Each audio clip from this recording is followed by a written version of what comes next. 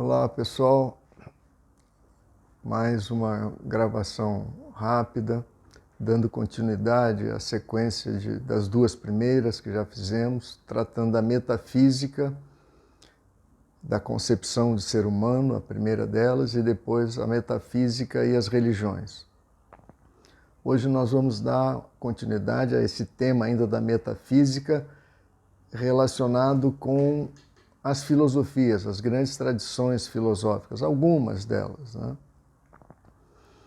E também hoje nós vamos fazer alguns comentários já preparando para a seguinte exposição, onde nós vamos entrar na questão da metafísica, as relações da metafísica e a importância disso para a ciência. E como a ciência pode, de alguma maneira, ainda que indireta, aprovar determinadas hipóteses que vão ter necessariamente a sua origem, a sua fonte na metafísica e, portanto, no campo das religiões e das filosofias, quando corretamente interpretadas. Então, hoje nós vamos começar tratando de, talvez seja a obra mais antiga conhecida, ou certamente uma das mais antigas, que foi o I Ching. Eu particularmente desconheço a autoria dessa obra, ela faz parte da tradição antiga, das antigas tradições da China, né? E, na minha concepção, é uma mistura de obra que tem uma origem mística, de sábios místicos, com filósofos, né? Então, hoje nós vamos dar um pequenino exemplo para vocês de uma coisa que é impressionante, porque talvez a obra mais antiga conhecida hoje na face da Terra tenha uma atualidade absoluta. Vocês vão ver que os princípios que nós chamamos hoje de humanitarismo,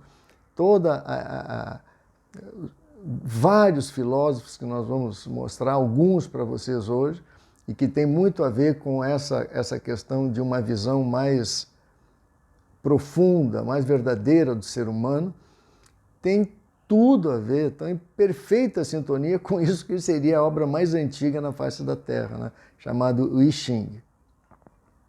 O livro das mutações seria uma tradução para esse título do chinês. Então vejam, por exemplo, nós temos citados em alguma das nossas obras, esse I Ching ele é composto por 64 hexagramas. Hexagramas porque ele foi composto por conjuntos de 6 barras, algumas delas inteiras e algumas delas partidas. E esse conjunto de 64 hexagramas, nesse caso aqui, é a figura número 10 do I Ching. É o hexagrama número 10, que é chamado de Lu.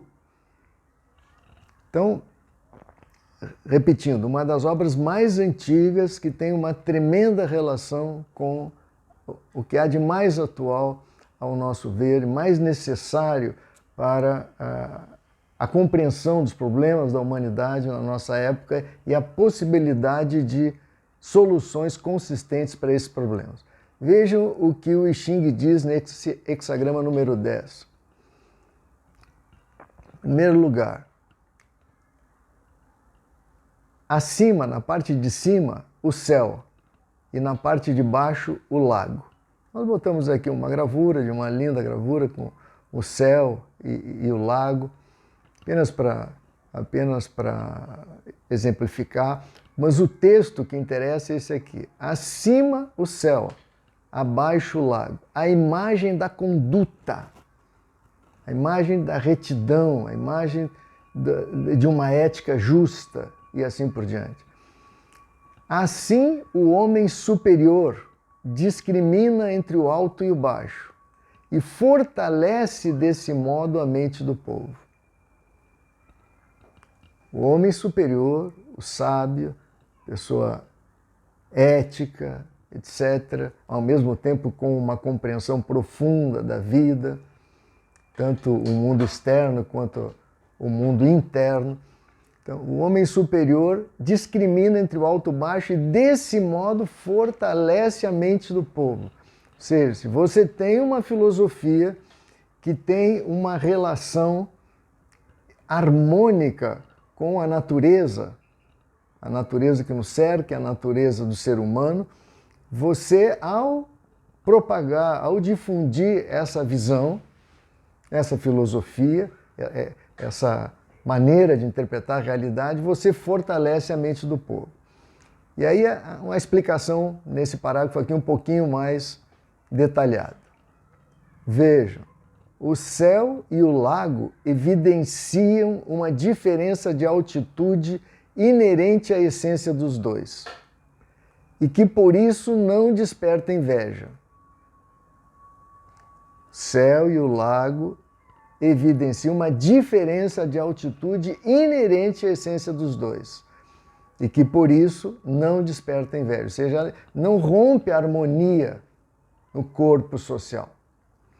Assim também entre os homens há necessariamente diferenças de nível. É impossível chegar a uma igualdade universal, ou seja, completamente na contramão das ideias dominantes na nossa época hoje em dia, que são materialistas, igualitaristas. Eu acredito que todos, né, já falei isso várias vezes, vou repetir mais não sei quantas vezes, né, porque a essência dos problemas da nossa época está nessas ideias equivocadas que dominam a nossa elite dos nossos dias, né? Principalmente essa questão do igualitarismo, acreditando que todos podem, se as condições forem boas, todos chegarão a um bom nível de consciência. Aqui ele diz, é impossível chegar a uma igualdade universal. Ou seja, é uma ideia equivocada, furada. Existem dimensões mais profundas do ser humano que fazem com que o ser humano seja muito mais do que uma carga genética, uma estrutura genética, as suas experiências de vida, que descambam no igualitarismo. Então esse livro mais antigo está dizendo exatamente o contrário. É impossível chegar a uma igualdade universal. Porém, o que importa é que as diferenças de nível na sociedade não sejam arbitrárias e injustas. Não tem como evitar as diferenças de nível. Agora, se elas forem injustas, arbitrárias ou injustas, aí o problema está criado. Pois, nesse caso, a inveja e a luta de classes inevitavelmente se seguiriam. Se, ao contrário, há as diferenças de nível externo corresponderem diferenças de capacidade interna, e o valor interno for o critério para a determinação da hierarquia externa, a tranquilidade reinará entre os homens e a sociedade encontrará a ordem. Como o lago e o céu, que estão em harmonia. Um está em cima, o outro está embaixo, há uma diferença de nível, mas não desperta. Por quê? Porque há uma harmonia, cada um de acordo com a essência de cada um. Agora, para isso, tem que haver um reconhecimento de que as capacidades internas são desiguais, sempre foram e sempre serão. Elas não dependem apenas, como nós já comentamos ao tratar da região, por exemplo, na parábola do semeador, as contingências externas na evolução, na criação do ser humano, elas têm o seu peso, a sua influência. Porém, mesmo quando todos tiverem boas condições externas, as capacidades internas serão extraordinariamente diferenciadas. Pois não. Desculpa te interromper, mas só me dá um exemplo sobre as diferenças de nível externo corresponderem às diferenças de capacidade interna. Por que a tranquilidade reinará entre os homens? Se você admitir a hipótese de que as capacidades internas, como eu estava falando, são inevitavelmente diferentes, mesmo quando as condições externas forem boas para todos, e nós devemos lutar por isso, uma sociedade justa tem que oferecer igualdade de oportunidades para o desenvolvimento das capacidades internas dos indivíduos. Isso é uma coisa óbvia, né? Todos deveriam lutar por isso. É coisa que as sociedades não oferecem, né? Porque são coisas, as formas de organização social dominante da nossa época são tremendamente injustas. Então, se você parte do pressuposto que deve haver uma harmonia entre as capacidades internas e a posição externa, ou seja, a função que a pessoa vai desenvolver no corpo social, entendeu? Se houver isso, partindo de novo do pressuposto que as capacidades internas são inevitavelmente diferenciadas, certo? Você tem que partir desse pressuposto, que é a hipótese por isso que ele diz o lago e o céu e o lago. Não tem como evitar isso, ele diz. É impossível chegar a uma igualdade de capacidades internas. Mas ele diz, isso não importa, porque se houver uma harmonia entre as capacidades internas e as posições externas que as pessoas ocupam, por que isso é importante? Eu acho que é a tua pergunta. Por que disso depende a ordem, a harmonia social? Acho que é essa a tua pergunta, né? Porque, se você partir do pressuposto, tem um cientista da administração do século XX, aí, que foi muito conhecido, chamado Lawrence Peter. Ele tem o famoso princípio de Peter em inglês. Ele diz, todos nós podemos ser incompetentes, inclusive eu, inclusive você. Todos nós temos um determinado nível de capacidade. Se nós começarmos a exercer funções na sociedade acima do nosso nível de capacidade, o que vai acontecer? Eu vou me tornar uma pessoa incompetente. Isso é uma coisa óbvia, né? Mas parece uma coisa genial, e né? Num mundo que não reconhece isso. Pelo menos nas questões mais importantes, na ética, na estruturação política da sociedade. Entendeu? Se você não reconhece isso, você não vai se preocupar em bem administrar, bem harmonizar as capacidades internas com as funções externas.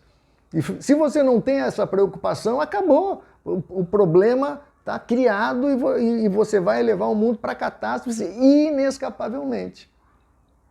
A única chance de eu estar falando uma besteira é se os princípios que nós mostramos em todas as grandes religiões, agora vamos mostrar em grandes filosofias, desde as coisas mais antigas, filosoficamente na face da Terra, até os dias atuais. Nós vamos acabar, provavelmente na nossa próxima exposição rápida, nós vamos falar da ciência. Então vamos mostrar com dados o que são as imensas, continentais diferenças entre as consciências do ser humano.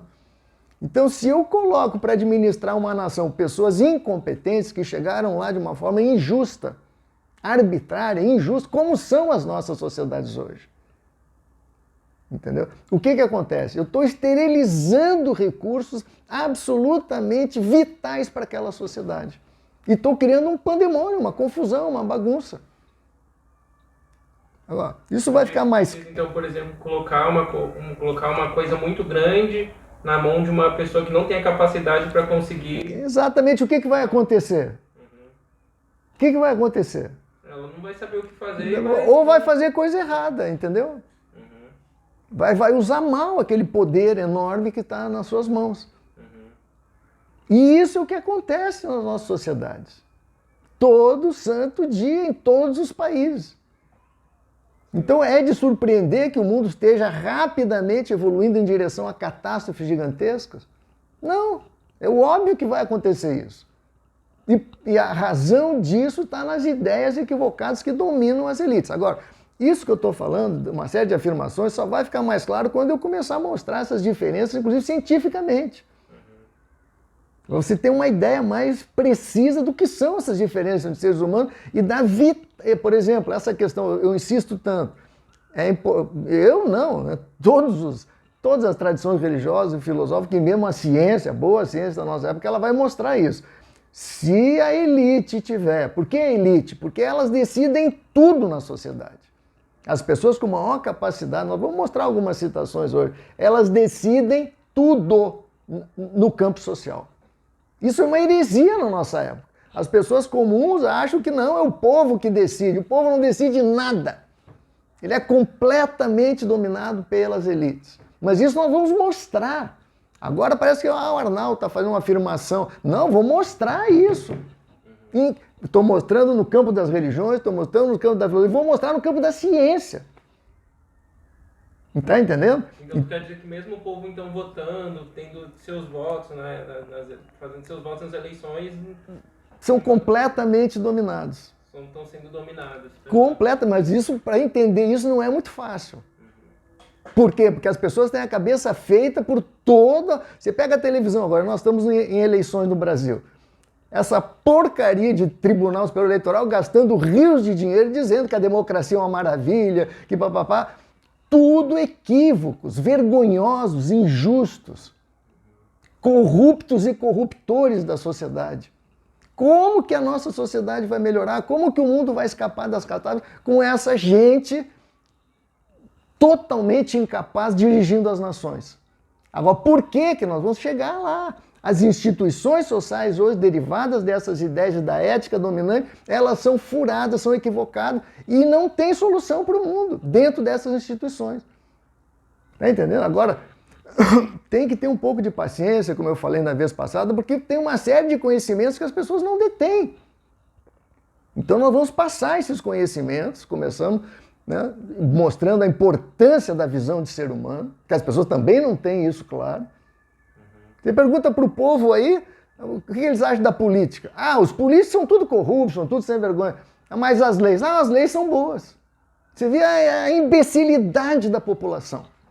Não percebe que as nossas leis são absurdamente corruptas e corruptoras, injustas, etc., incompetentes, que nunca vai ter solução para os problemas humanos. Entendeu? Não vai ter solução, ponto final. Isso eu mostro, discuto com qualquer um. Quer dizer, então, mesmo seja o político que for, que entrar... Não vai resolver. Você bota Jesus, Cristo, o Buda, quem você quiser lá como presidente da República do Brasil, com as nossas instituições, vão acabar matando como já fizeram. Sim.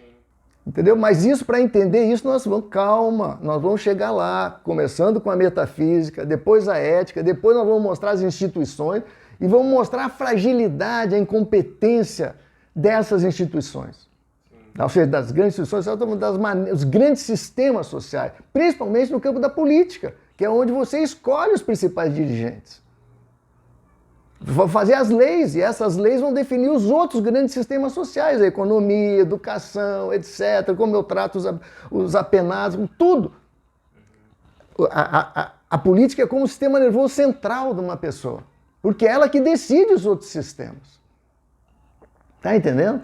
Então é por isso que até nos provérbios, na Bíblia, em todas as grandes religiões, como eu mostrei, eles olham, quando os justos governam, o povo se regozija. Quando as pessoas incompetentes governam, o povo geme. Mas isso é fácil de dizer, mas não é fácil de entender isso. Porque isso, em primeiro lugar, vai na contramão das ideias dominantes da nossa época. Entendeu? Agora, nós vamos ver que é muito a coisa mais importante, mais difícil numa sociedade é você encontrar pessoas com a capacidade de governar um país continental como o Brasil, ou Estados Unidos, ou a Rússia, ou a China, ou a Índia. Isso é a coisa mais rara. Entendeu? Agora você bota incompetentes para governar, pessoas que não têm visão dessas coisas, que são o nosso sistema político, como eu não canso de dizer, se chama democracia erradamente, porque isso aí não é democracia. Isso aí é uma plutodemagogicracia. Já falei isso várias vezes, repeti várias vezes e mostro isso e provo. Entendeu? Porque democracia é o governo do povo, pelo povo e para o povo, que resulta no bem do povo. Esse governo que está aí, essas formas, estou falando da democracia liberal, mas nós temos críticas ao marxismo, ao governos ditos comunistas também. Não estamos aqui malhando só o liberalismo, nós estamos malhando as principais ideias dominantes na nossa época. Entendeu? Está aí nos nossos livros e tal.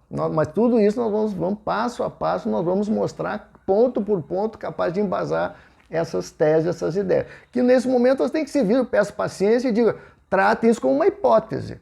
Ah, mas o Ixin está dizendo isso. Tratem como uma hipótese. Enquanto a gente não tiver a capacidade de realmente compreender uma coisa, vamos tratar como uma hipótese.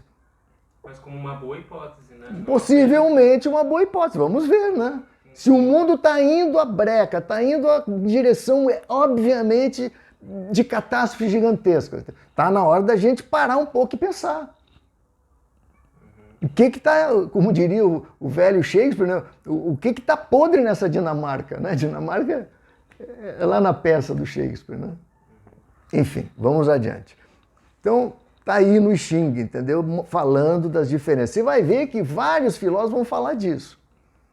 Então vamos passar aqui, eu já falei de várias pessoas no campo da religião. Platão é tido como um dos maiores filósofos né, do Ocidente. Ele fez uma diferença imensa na filosofia grega, né? Nessa obra, conhecida, chamada A República, ele vai tratar muito da questão ética e da questão política. Como a sociedade deveria se organizar politicamente. E o que ele diz? Vou ser muito breve aqui, que eu não quero me alongar. Quantos minutos nós já temos? 20. Então nós temos mais 10, 15 minutos, não vamos alongar muito. O que Platão fala? Ele fala que existe, nesse livro, A República, ele fala da famosa alegoria da caverna. Então ele fala que, de um modo geral, as pessoas estão iludidas, elas estão olhando para as sombras, acreditando que as sombras são a realidade. Tá? E ele diz que algumas pessoas conseguem escapar daquela ilusão e chegar ao mundo das ideias, né? Na nomenclatura platônica. Tá? Então esse mundo das ideias seria um mundo da verdade, da justiça, do amor. Ok? Então ele diz 2 conceitos básicos em Platão. Primeiro, essa questão da metempsicose. Ele diz, como é que eu posso explicar que os seres humanos são intrinsecamente diferenciados? Um é como o lago, o outro pode ser como o céu. Então ele vai dizer, as almas dos seres humanos, por um processo de nascer e morrer várias vezes, evolui de um estágio inferior para uma condição superior, a partir da recordação acumulativa do que já se encontra dentro de si. Ou seja, se for verdade, isso também tem psicose, chamada de reencarnação, as almas vão agregando, vida após vida, conhecimentos, experiência, entendeu? E esse conhecimento acumulado, a recordação acumulativa, é que faz a diferença de capacidades intrínsecas nas pessoas. Para Platão. Então ele diz, por conta disso, ele vai falar que existem almas de ouro, almas de prata e almas de bronze. Ou seja, ele vai afirmar como o Xing, e como todos os outros filósofos que nós vamos falar hoje, ele vai afirmar que existe diferenças intrínsecas aos seres humanos, que nada nesse mundo pode borrar. Nada. Embora a gente deva, vou repetir também 1000 vezes, lutar por condições iguais em termos de oportunidades de desenvolvimento. As oportunidades de desenvolvimento não significa que as pessoas terão capacidades iguais. Está entendendo? Sim. São 2 coisas completamente diferentes. Tem que ter igualdade de oportunidades, sim, mas não a esperança, a expectativa de que as pessoas terão capacidades iguais. Não, isso não vai acontecer. Agora, a pessoa não nasce escrito na testa, pelo menos para os nossos olhos não, qual é a capacidade dela. Então você tem que ter liberdade, igualdade de oportunidades para que ela possa demonstrar suas capacidades. E tem que ter um respeito às diferenças, não como na nossa sociedade, se a pessoa tem poucas capacidades, ele acaba não tendo direito nem o que comer. Isso é um absurdo, isso é uma crueldade, é uma injustiça. Entendeu? Mas tudo parte de um pressuposto errado, que as pessoas têm capacidades iguais. Então, se ele não conseguiu chegar onde eu cheguei, é porque ele é um vagabundo.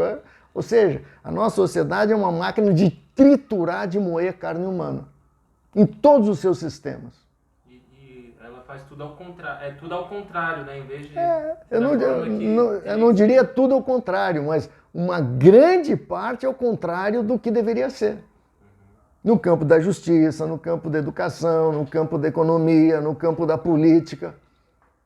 Eu parto de pressupostos errados, eu chego a uma ética errada e vou chegar em instituições, como nós vamos mostrar daqui a algumas exposições rápidas dessas, o que são as nossas instituições. Tanto no campo, digamos assim, das sociedades liberais, quanto das sociedades comunistas. São mais ou menos como as duas filhas horrorosas daquela história da Cinderela, né? É difícil saber qual é a mais feia. A única certeza que a gente tem é que uma é mais feia que a outra. E não tem solução para o mundo dentro dessas matrizes pensamentais que nós temos hoje. Não tem solução. Isso eu mostro, explico Parece mentira, mas essa é a realidade humana e eu vou mostrar isso com dados. E é por isso que as elites determinam tudo na sociedade. Porque só elas têm um nível de consciência que lhes permite influenciar. Você vai ver isso com dados. Agora nós estamos vendo as religiões, estamos vendo as filosofias, depois nós vamos ver a ciência falando disso. Tá bom?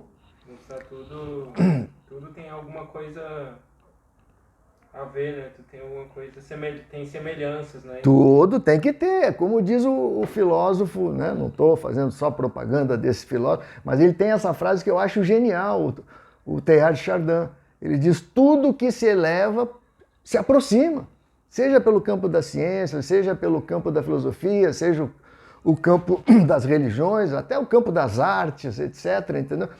Se há uma verdadeira arte, ela se aproxima da verdadeira ciência, da verdadeira religião, da verdadeira filosofia. O problema é que nós vivemos uma época dominada por uma decadência. E não é de hoje, isso há milênios. Então aqui hoje, com o advento da ciência, já falei isso também, a humanidade tem um poder de mexer na natureza que talvez nunca teve. Entendeu? Então nós estamos destruindo a natureza, estamos criando instrumentos poderosíssimos no campo das guerras, das bombas atômicas, etc. Criamos pela primeira vez na história da humanidade um abismo entre as nações.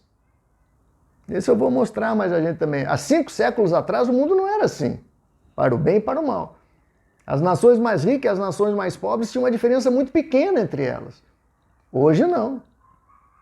Graças ao avanço da industrialização, do colonialismo, das máquinas que nós, graças à ciência, fomos capazes de criar e estamos criando máquinas cada vez mais poderosas e para o bem e para o mal. Instrumentos de destruição também cada vez mais poderosos. Já são capazes de destruir o nosso próprio planeta. Nós estamos destruindo o nosso planeta. Nós estamos direitinho nessa direção. Isso não sou eu, como eu já... E tem gravações aí que eu fiz também no YouTube, mostrando pessoas que são materialistas que estão afirmando isso também.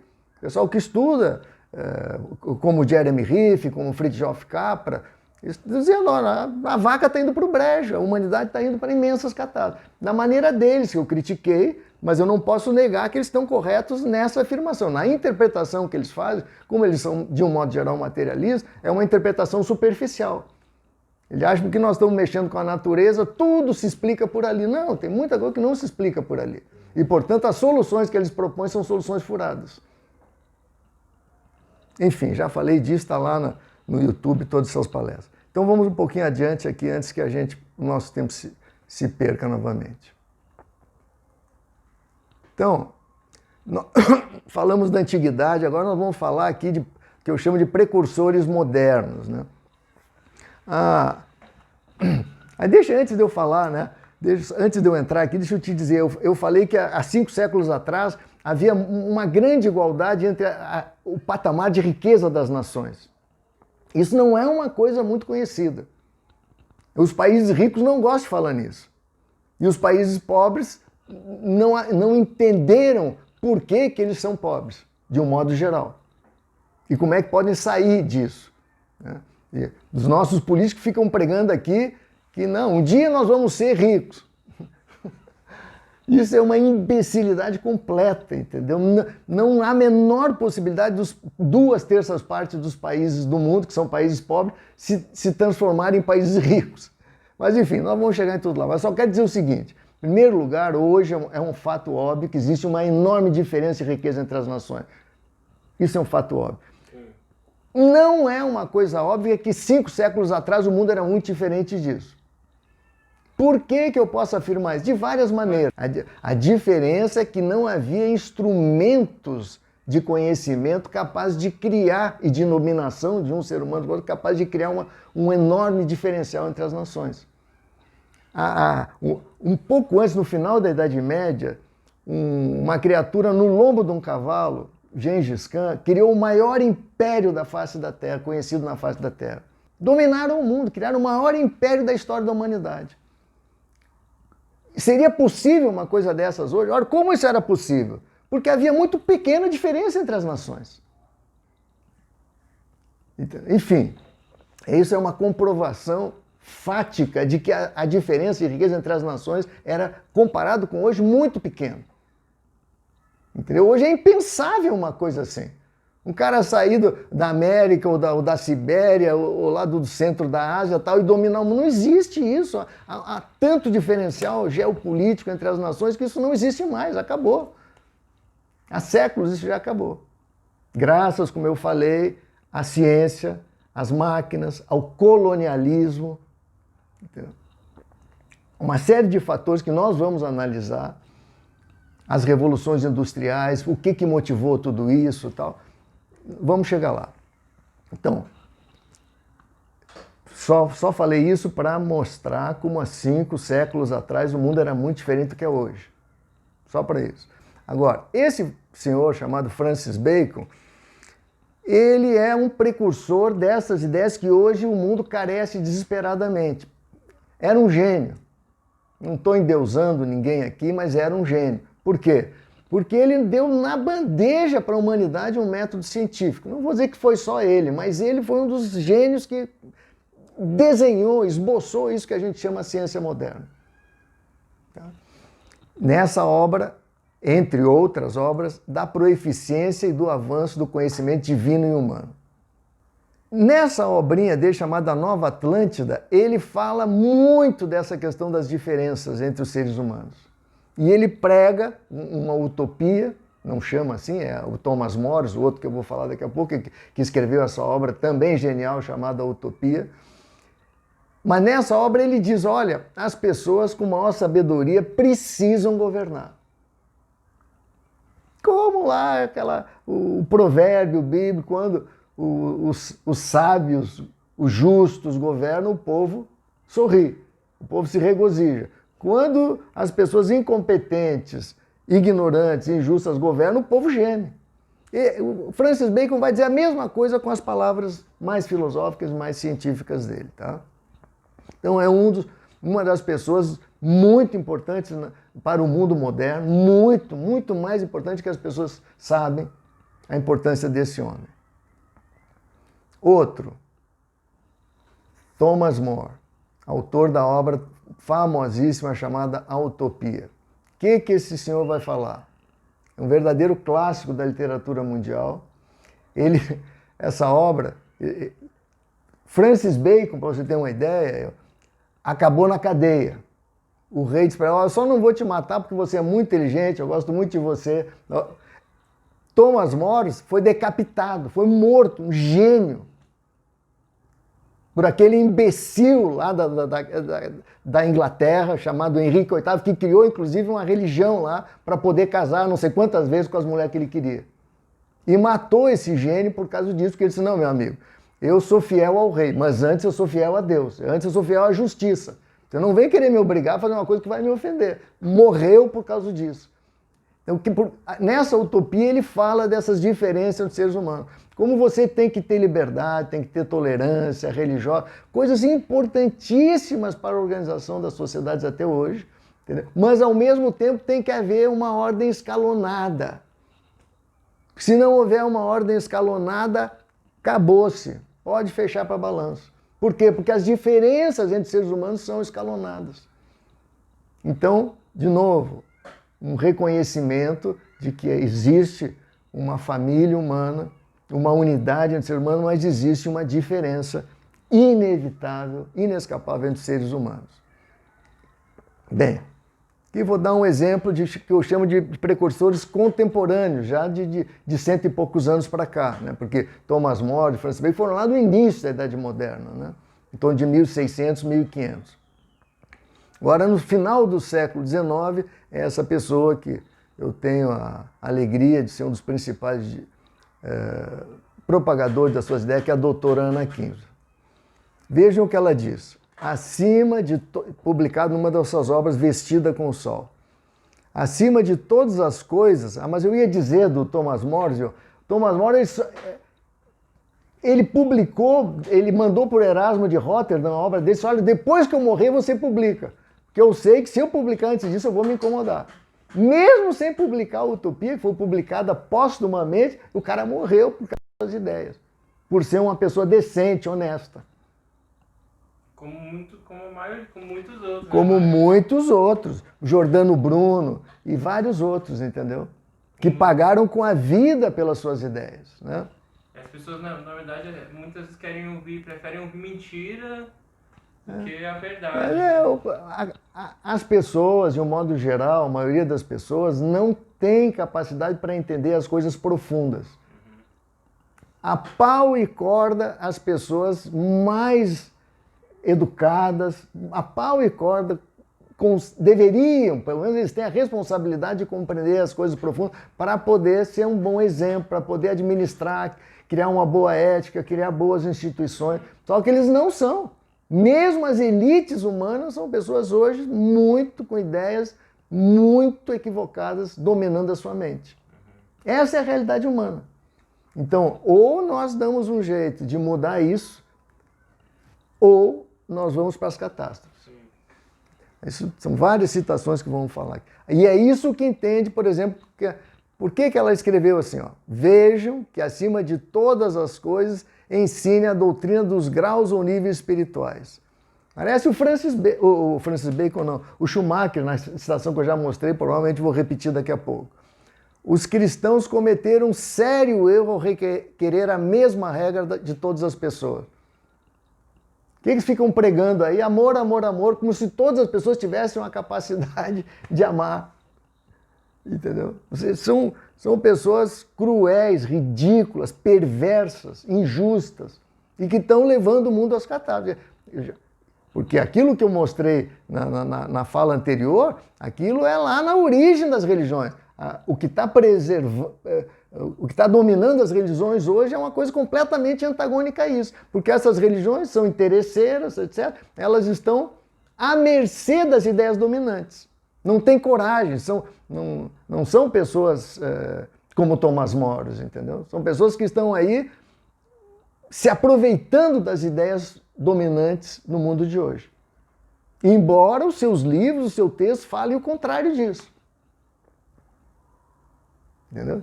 Então você pega, por exemplo, a religião que eu me criei, a igreja chamada católica, apostólica romana. De católica não tem nada, de romana tem muito. O que essa igreja prega hoje? Estão aí puxando o saco das democracias liberais. Agora, eu pergunto para todos os católicos, alguma vez você já votou para Papa? Nunca votaram. Então como é que dentro de casa você vive uma coisa e fora de casa você prega outra? Como é que se chama isso? Isso é imoralidade. Estou dando um exemplo da que eu me criei e que eu até hoje tenho veneração pelos símbolos dessa religião, porque a verdadeira religião é outra coisa.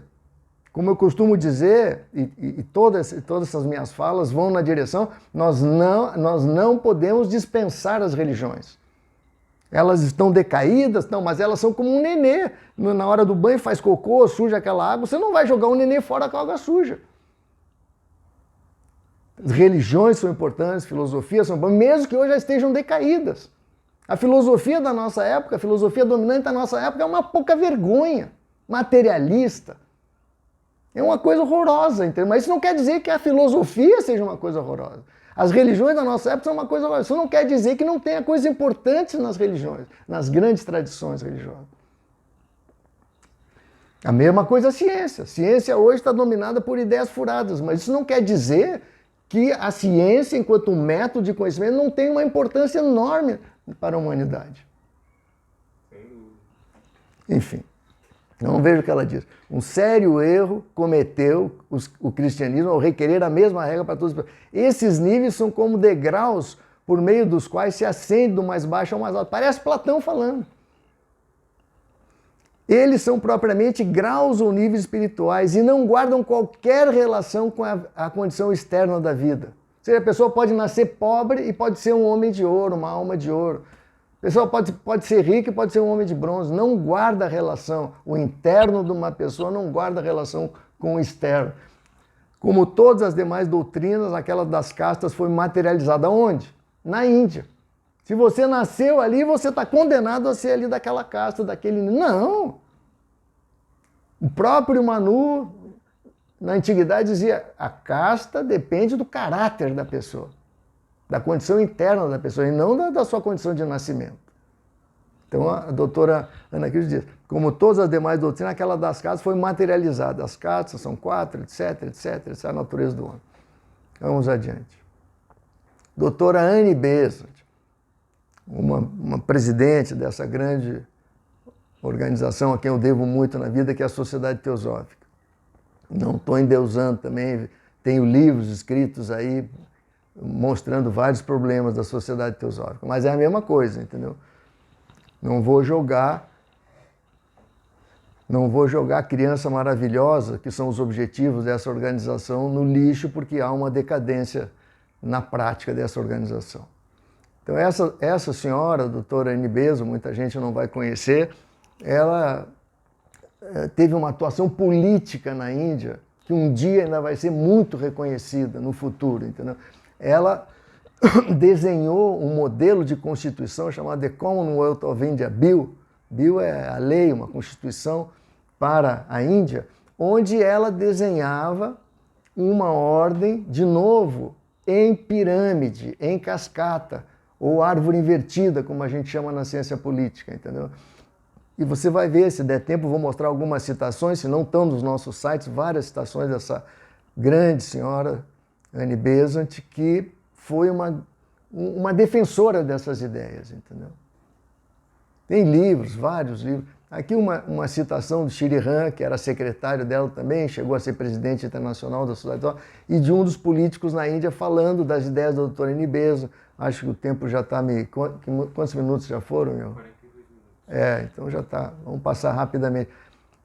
Descrição da doutora Besant acerca da democracia, em sua presente forma, como governo por meio da ignorância de múltiplas cabeças. A democracia, na sua presente forma, como governo por meio da ignorância de múltiplas cabeças. Mas a maior parte das pessoas na sociedade teosófica ou não entende, ou faz de conta que não entende, e ficam aí endeusando essa falsa democracia que está por aí. Sem entender essas ideias que deveriam... Enfim. Outro sábio, Jiddu Krishnamurti, um grande filósofo do século XX. Ele é tido por muitas pessoas como um igualitarista, porque ele não, nas suas falas, ele não fala muitas diferenças. Ele fala da importância das pessoas sérias avançarem em direção a uma livre investigação da verdade. Mas, em várias citações como essa que eu estou mostrando aqui, ele diz, se mesmo um pequeno grupo de educadores compreendesse isso, a importância de descobrir a realidade ou Deus, a verdade, a justiça, se mesmo um pequeno grupo de educadores compreendesse isso e aplicasse sua inteira atenção a essa busca, seria inaugurada uma educação de uma nova espécie e uma sociedade completamente diferente. E nessa figurinha que tem aqui, ele diz, não é sinal de saúde estar bem ajustado a uma sociedade profundamente doente. Entendeu? Um grande filósofo como esse senhor, Jiddu Krishnamurti, está aí dizendo, se mesmo um pequeno grupo de educadores compreendesse e aplicasse sua inteira atenção a essa busca da verdade, da justiça, etc., como é que você vai ser um bom educador se você não tiver uma visão clara dessas coisas, pelo menos intelectualmente? Não vai ser, você vai refritar as ideias furadas dominantes na sua época. Então ele diz, seria inaugurada uma nova educação e uma sociedade completamente diferente. Adiante. Bom, aqui tem alguns cientistas que eu vou deixar para a nossa próxima, como Maurice de Vergier, um grande cientista do século passado. Schumacher. Schumacher é o autor, tem várias obras muito interessantes. A mais conhecida é O Negócio Ser Pequeno, The Small is Beautiful. Small is Beautiful. Veja o que o Schumacher diz aqui. Apesar das ideias do século XIX negarem ou eliminarem hierarquia de níveis no universo, a noção de uma ordem hierárquica é instrumento indispensável à compreensão. Sem o reconhecimento de níveis de ser, ou seja, de níveis de capacidade interna no ser humano, ou graus de significação, não podemos tornar o mundo inteligível. Aí, parece o I Ching falando. Certo? A doutora Ana Cris, a doutora Annie Besant, Esse é o senhor Ernest Schumacher. Então ele diz, na medida, não podemos sequer estudar essa possibilidade, seja, não podemos nem tratar isso como uma hipótese científica sem o reconhecimento prévio de uma estrutura hierárquica. Se você não toca isso pelo menos como uma hipótese para ser testada, para ser experimentada em todos os níveis da sociedade, você simplesmente torna o mundo ininteligível. Aí, ininteligível. Não podemos tornar o mundo inteligível. Então, se nós estamos malucos, estamos muito bem acompanhados, graças ao bom Deus. Na medida que interpretarmos o mundo através das grandes e vitais ideias do século XIX, quais são?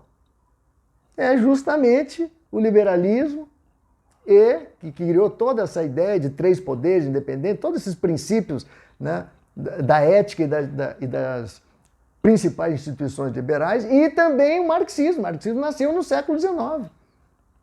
Essas formas de materialismo socialista, né, nasceram lá também. Permaneceremos cegos a essas diferenças por termos sido cegados. Schumacher.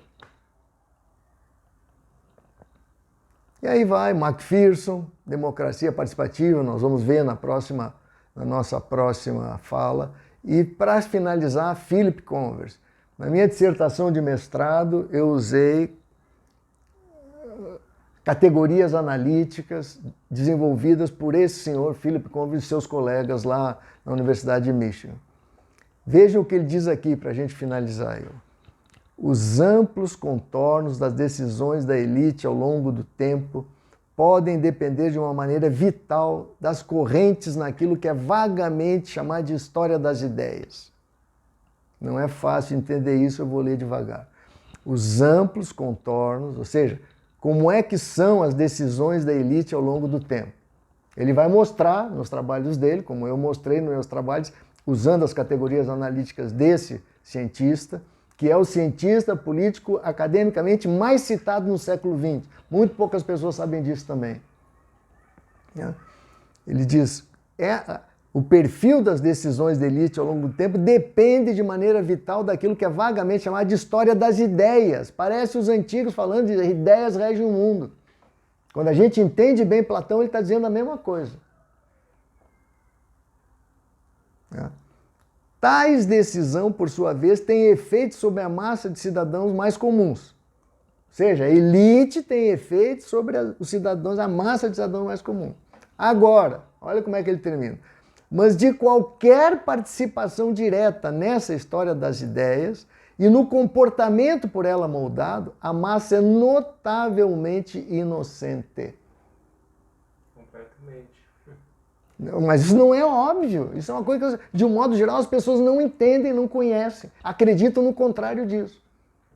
Aí um dos maiores cientista político mais citado academicamente no século XX, Philip Converse. A massa é notavelmente inocente da história das ideias e o comportamento da elite que ela molda e que molda o resto da sociedade. Bom, então com isso nós terminamos por hoje, já um pouco atrasados, mas é um tema que é muito importante, né? Daqui para diante nós vamos ingressar no campo da ciência e darmos continuidade à exposição desses conhecimentos importantes para entendermos o que eu chamo a miséria das atuais elites. Até logo, pessoal.